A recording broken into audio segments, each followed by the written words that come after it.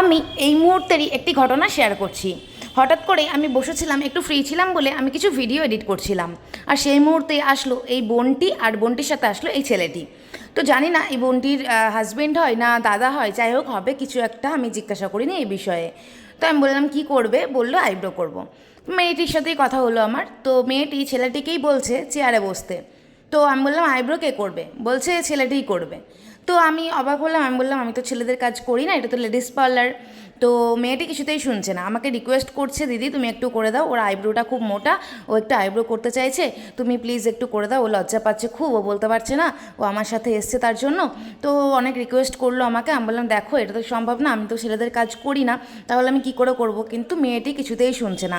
আর আমার মনে হচ্ছে মেয়েটি অনেকবার আমার কাছে আগেও এসছে। তারপরে মেয়েটি আর ছেলেটি দুজনেই বলছে যে কোথায় বা যাবো আইব্রো করতে, তুমি প্লিজ একটু করে দাও, এরকম বারবার রিকোয়েস্ট করার পর আমি তখন রাজি হলাম। তো ছেলেটিকে বসতে বললাম, আর তারপরে কিন্তু আমি আইব্রোটা করেই দিলাম। তারপরে আইব্রো করার পর ছেলেটির অবস্থা ছিল এটা।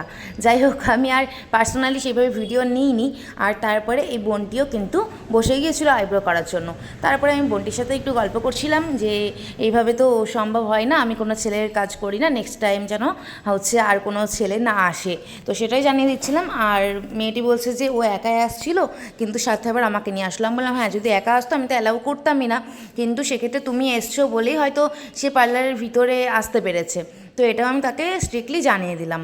তো যাই হোক, তারপরে গল্প করতে করতে বোনটি আমাকে বললো ঠিক আছে দিদি তুমি কিছু মনে করো না, তুমি আমাকে অনেকটা হেল্প করলে। তো এইসব আলোচনা করতে করতেই আমি আমার কাজটা কমপ্লিট করলাম। তোমাদের কেমন লাগলো জানিও, টাটা।